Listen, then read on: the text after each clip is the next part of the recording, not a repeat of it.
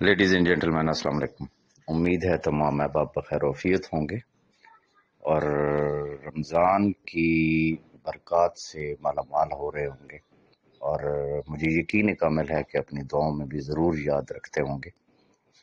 ऐसे तमाम अहबाब जो बार बार मुझे कॉल करते हैं या पर्सनल में मैसेजेस करते हैं, मैं उनसे रिक्वेस्ट करूंगा कि अगर तो आपने इस चैनल को ऑलरेडी सब्सक्राइब किया हुआ है तो बहुत बेहतर बात है, नहीं किया हुआ तो अभी इसको सब्सक्राइब कर ले और इसका जो बेल आइकन है उसको प्रेस कर ले, ताकि कोई बहुत ही अगर इम्पोर्टेंट बात होगी करने वाली तो जब मैं यहाँ पे शेयर करूंगा तो उसका ऑटोमेटिकली आपको नोटिफिकेशन आ जाएगा।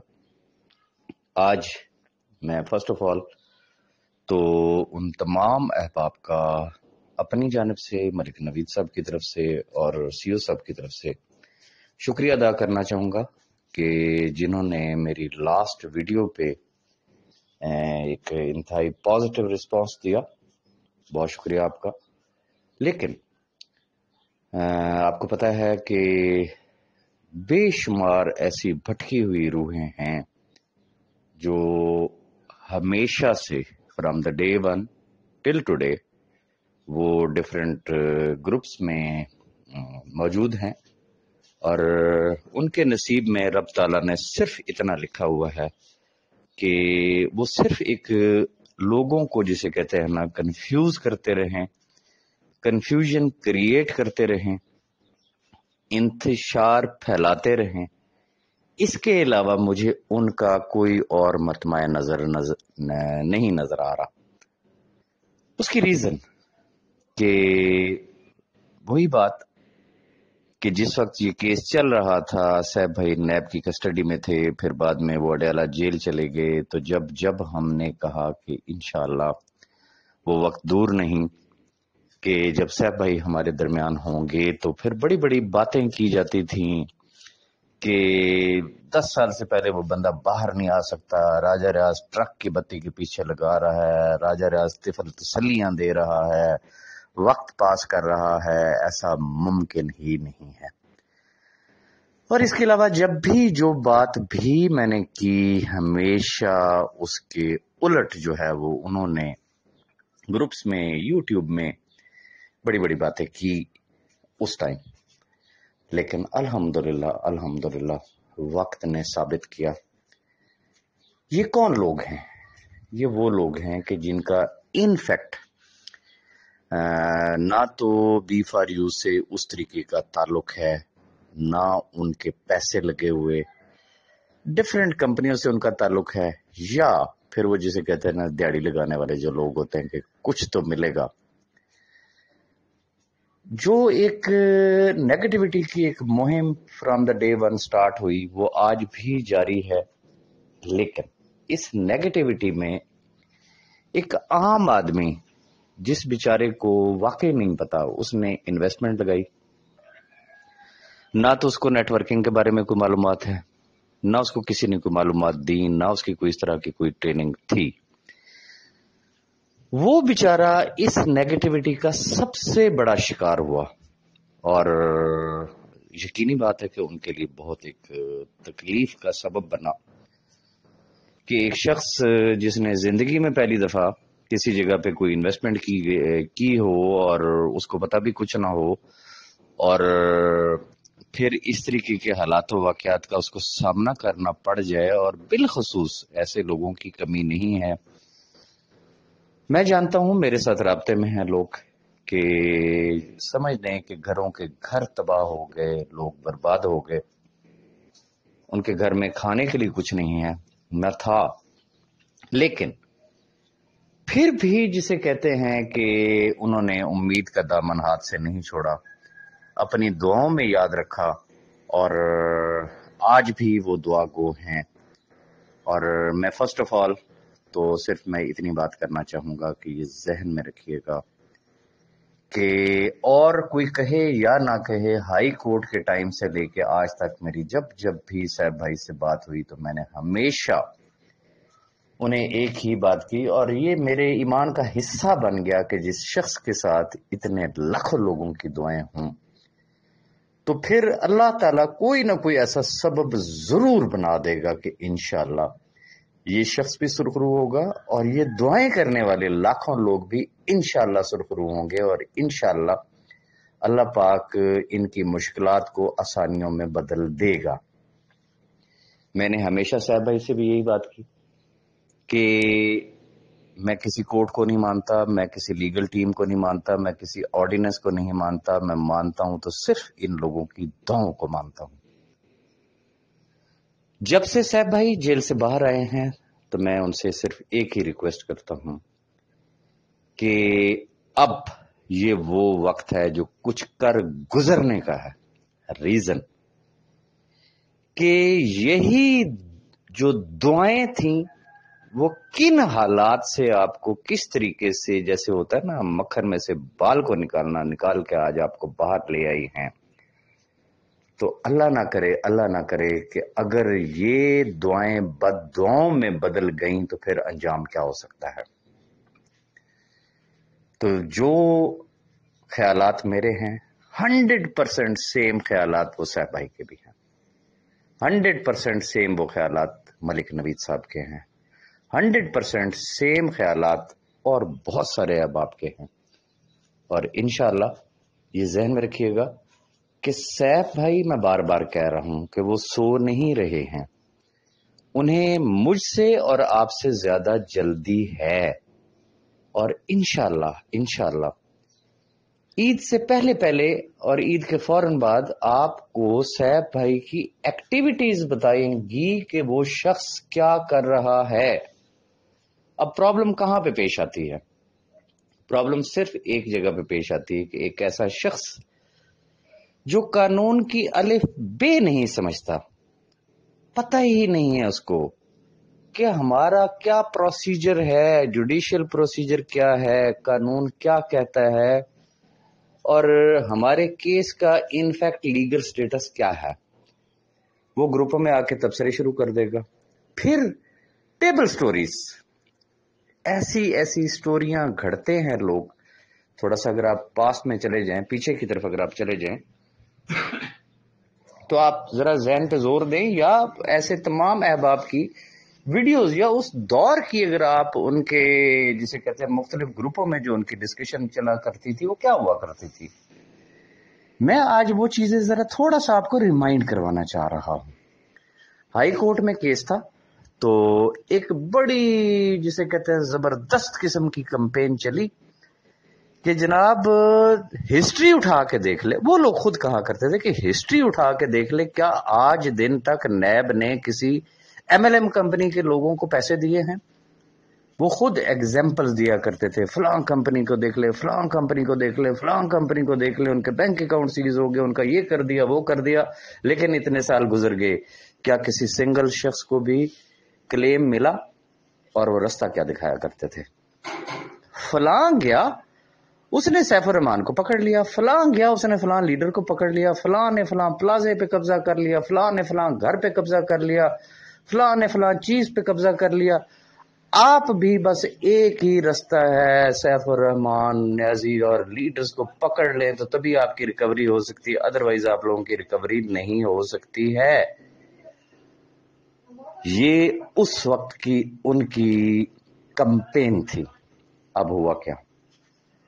سیف صاحب جب نیب کی کسٹڈی میں چلے گئے تو انہوں نے کہا جناب آپ کا آخری سہارا ہے ہی نیب، ایپلیکیشنز دیں اگر پیسے لینے ہیں۔ سیف الرحمان نے تو پیسے نہیں دینے، اور اب تو یہ شخص باہر آ ہی نہیں سکتا نا، سوال ہی پیدا نہیں ہوتا۔ ان کی ویڈیوز اٹھا کے دیکھ لیں، ان کے اس ٹائم کے وائس نوٹس جو گروپوں میں انہوں نے شیئر کیے وہ بھی دیکھ لیجئے گا۔ لیکن وجہ کیا تھی؟ دو وجوہات تھی۔ ایک تو وہ گروپ جو شر پسند عناصر تھے جن کے اپنے تو لگے ہوئے نہیں تھے نا، انہوں نے صرف ایک اشتعال پھیلایا ڈیو ٹو مینی ریزن، اس کے پیچھے بہت سارے بیک گراؤنڈز ہیں۔ انہوں نے اشتعال پھیلایا کہ لوگوں کو مشتعل کیا جائے جب صاحب بھائی باہر تھے اس وقت، کہ ان کو پکڑ لیں، ان سے پیسے لے لیں، چونکہ نیب میں اگر کیس چلا گیا تو پھر تو آپ کو ملنا ملانا ہی کچھ نہیں۔ جب نیب میں چلے گئے انہوں نے کہا جی اب نیب میں اپلیکیشنز دے دیں۔ اب جب اللہ نے اس شخص کو سرخرو کیا اور انہیں منہ کی کھانی پڑی مجھے نہیں سمجھ آتی وہ پھر کس منہ سے آ کے یوٹیوب پہ بیٹھ جاتے ہیں یا گروپوں میں آ کے بیٹھ جاتے ہیں جن کے دعوے یہ تھے کہ ہم اپنے شناختی کارڈ پہ ابا جی کی جگہ پہ نام سیف الرحمان خان نیازی کا لکھوا دیں گے اگر وہ ضمانت میں باہر آ گیا. لیکن آج پھر وہ اسی طریقے سے انتہائی ڈھٹائی سے وہ بیٹھ کے وہ باتیں کر رہے ہوتے. گزارش یہ ہے کہ اب وہ واپس اپنے اسی ٹریک پہ آ گئے ہیں ہائی کورٹ والے ٹائم پہ. اب وہ کیا کرتے ہیں, ایک اٹھتا ہے وہ کہتا ہے جی مجھے خبر ملی ہے کہ سیف الرحمان خان نیازی نے فلاں فلاں فلاں فلاں پراپرٹیز بیچ دی ہیں. او خدا کے بندو, نیب کہہ رہا ہے, عدالت کے اندر ریکارڈ سبمٹ کیا گیا ہے کہ اس کی تمام پراپرٹیز, اس کے بینک اکاؤنٹس جو ہیں وہ نیب کی کسٹڈی میں ہے. کسٹڈی سے مراد کیا ہے؟ ایسا نہیں ہے کہ نیب نے وہ ساری چیزیں جو ہے نا وہاں پہ اپنے چوکیدار بٹھا لی ہیں یا انہوں نے اپنے وہاں پہ بندے بٹھائے ہوئے ہیں, انہوں نے اپنے قبضے میں رکھی ہوئے ہیں. نو, یہ قبضے سے مراد کیا ہوتی ہے خاص طور پر پراپرٹیز کے حوالے سے وہاں پہ ایک کوشن لگتا ہے. کوشن سے مراد کیا ہوتی ہے کہ کوئی شخص سیف بھائی اس کو بیچ نہیں سکتے اور کوئی شخص اس کو خرید نہیں سکتا. خریدنے والا خود ذمہ دار ہوگا. ان حالات میں کون شخص ان پراپرٹیز پہ ہاتھ ڈالے گا؟ اب نیا پروپیگنڈا کیا شروع ہو گیا, وہ جی کمال ہے جی سیف الرحمان تو باہر آ گیا ہے, وہ بڑا ایکٹیو ہے, وہ اپنی تمام پراپرٹیز بیچ رہا ہے, اس نے لوگوں کو دینا شروع کر دیا ہے. اب کئی ایسے ہیں جو یہ کہتے ہیں جی میں لے آیا ہوں. اچھا, جب ان سے ثبوت مانگا جاتا ہے تو پھر ٹائم فش ہوتے ہیں. کمپین کیا چلائی جا رہی ہے, فلاں فلاں فلاں, وہ لوگوں کو ملنا شروع ہو گیا, لیکن تم لوگ رہ گئے ہو. اب میں کیا کہوں ایسے لوگوں کو, کتنے نفلوں کا ان کو ثواب ہوگا, خاص طور پہ رمضان کے مہینے میں اس طریقے کے جھوٹ بولنا, لوگوں کو پریشان کرنا, غلط گائیڈ کرنا. خدارا خدارا خدارا. پہلی بات یہ ہے کہ کوئی بھی شخص جب آپ سے اس طریقے کی گفتگو کرے تو اس کا ذرا ماضی ضرور چیک کر لیں کہ ماضی میں اس نے کیا کیا گل کھلائے ہوئے ہیں, اس کے کیا کیا دعوے تھے, اور وہ کیا کیا جو ہے نا وہ پلاننگز جو ہے وہ دیا کرتا تھا لوگوں کو اشتعال پھیلانے کے لیے. تو آج بھی وہ اسی ڈگر پہ ہیں. تو خدا را ایسے لوگوں سے بچیں. پھر ابھی چونکہ جو نیو ہمارے انٹیریئر منسٹر ہیں رانا ثناء اللہ صاحب, تو انہوں نے ایک پریس کانفرنس کی, نیو پالیسی آئی ECL کے حوالے سے, جس میں انہوں نے کہا کہ ایسے تمام افراد جن کے نام ECL میں ہیں 120 دن سے زائد گزر چکے ہیں تو ان کے نام آٹومیٹکلی ECL سے نکال دیے جائیں گے. اب تمام ٹی وی چینلز نے وہ ہیڈ لائن تو چلا دی, لیکن نیو پالیسی کی ڈیٹیلز میں کوئی بھی شخص نہیں گیا کہ یہ جو 120 دن والی جو بات کہی گئی ہے اس میں کیا کچھ ایسے لوگ بھی ہیں کہ جن کے نام کسی قیمت پہ بھی ECL سے نہیں نکالے جا سکتے. تو میں صرف وہ بتانا چاہوں گا کہ جو کسی بھی عدالت کی وجہ سے جن کے نام ECL میں ڈالے گئے وہ ECL سے ان کا نام نہیں نکل سکتا. دہشت گردی یا ملک کی سلامتی کے خلاف کام کرنے والے افراد کے نام اگر ECL میں ہیں وہ نام نہیں نکالے جا سکتے. اور پرٹیکولرلی اس کے اندر ایک سینٹینس یوز کیا گیا ہے کہ پبلک چیٹنگ ایٹ لارج والے کیسز والے بھی جتنے افراد ہیں ان کے نام بھی ECL سے نہیں نکالے جا سکتے. لیکن پروپیگنڈا کیا جا رہا ہے کہ سیف الرحمان خان نیازی کا تو نام ہی ECL سے نکل گیا, وہ کسی بھی ٹائم بھاگ جائے گا. What is this nonsense. خدارا خدارا خدارا, کچھ بھی کسی کی بات کو فالو کرنے سے پہلے اس کی تصدیق ضرور کر لیا کریں. میں ہمیشہ ایک مشورہ دیا کرتا ہوتا ہوں احباب کو کہ سورہ حجرات کا ترجمہ پڑھیں. ایسے ہی لوگوں سے بچنے کے لیے ہمیں کلام پاک میں کہا گیا ہے, لیکن ہم ایسے ہی لوگوں کو فالو کر رہے ہوتے ہیں. ایک بات میں نے آپ سے پہلے بھی کہی تھی کہ انشاءاللہ جب سیف الرحمان خان نیازی باہر آ جائیں گے تو نہ صرف وہ اپنے کیسز کو فیس کریں گے بلکہ وہ ملک میں قانون سازی کے لیے بھی اپنی کوششیں شروع کر دیں گے. انشاءاللہ یہ دونوں چیزیں اب آپ کو بیک وقت ہوتی ہوئی نظر آئیں گی کہ وہ شخص کیا کر رہا ہے. اور میں نے اپنی لاسٹ ویڈیو میں بھی کہا تھا ریگارڈنگ بینک اکاؤنٹس, یاد کریں ضمانت کے ٹائم پہ بھی ہم نے کسی کو نہیں بتایا تھا, میڈیا نے نیوز بریک کی تھی. ریزن کہ پاس کا تجربہ ہے نا، بتایا جاتا ہے کہ جی ہم یہ کرنے جا رہے ہیں، پھر روز کی دماغ کی دہی بنتی، کیا بنا کیا بنا کیا بنا، اب کہاں ہے کیس، کیا صورتحال ہے. لہذا ہم نے اس چیز کو کانفیڈینشیل رکھا تھا، اور ضمانت کا جس طریقے سے ایک سرپرائز تھا سب کے لیے، انشاءاللہ same for the bank accounts ہوگا. خدا را اس معاملے میں مجبور نہ کیا جائے کہ کیس کا کیا سٹیٹس ہے، لیکن یہ رمضان کا مہینہ ہے، آخری عشرہ ہے، خصوصی دعائیں کریں. انشاءاللہ آپ کو کبھی بھی کسی بھی دن کسی بھی ٹائم جلد از جلد، میں کوئی اسپیسیفک ڈیٹ نہیں دے سکتا ہوں، نہ صاحب بھائی دے سکتے ہیں نہ کوئی اور دے سکتا ہے، لیکن انشاءاللہ وہ دن دور نہیں کہ جب بینک اکاؤنٹس بھی کھل جائیں گے اور تمام جتنے بھی لوگ ہیں جن کے پیسے لگے ہوئے ہیں ان کی امانتیں ان کو لوٹا دی جائیں گی. اور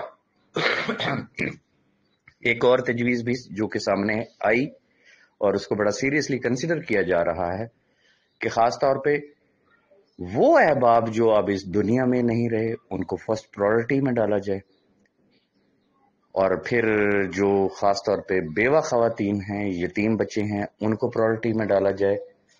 اور جو تیسرا سٹیپ ہے وہ یہ ہے کہ ریورس آرڈر میں، ریورس آرڈر سے مراد کیا ہے کہ جس نے سب سے آخر میں انویسٹمنٹ کی تھی، اب مثال کے طور پہ سپٹمبر میں 22 سپٹمبر کو صاحب بھائی اریسٹ ہوئے تھے، تو اگر کسی نے 21 سپٹمبر کو بھی انویسٹمنٹ کی تھی تو پہلی ترجیح سپٹمبر والے ہوں گے، پھر اگست والے ہوں گے، پھر جولائی والے ہوں گے.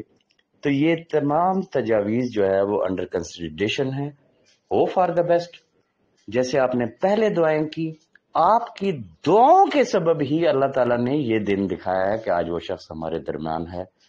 آج بھی اسی طریقے سے صدق کے دل سے دعا کرے، انشاءاللہ وہ وقت دور نہیں ہوگا جب تمام لوگوں کو کمپنسیٹ کر دیا جائے گا. میں کیٹاگریکلی اس چیز کو ریجیکٹ کر رہا ہوں. کوئی پراپرٹی سیل آؤٹ نہیں ہوئی، کسی ایک شخص کو بھی ایک سنگل روپیہ ابھی تک نہیں دیا گیا. جب دیا جائے گا تو جو میں نے آپ کو پرائورٹیز بتائی ہیں، انشاءاللہ اللہ نے چاہا تو شاید اس پالیسی کو اڈاپٹ کیا جائے گا اور بیک وقت تمام احباب کو ایک ہی ٹائم میں ان کی امانتیں لوٹائی جائیں گی. اپنی دعا میں یاد رکھیے گا. بہت شکریہ.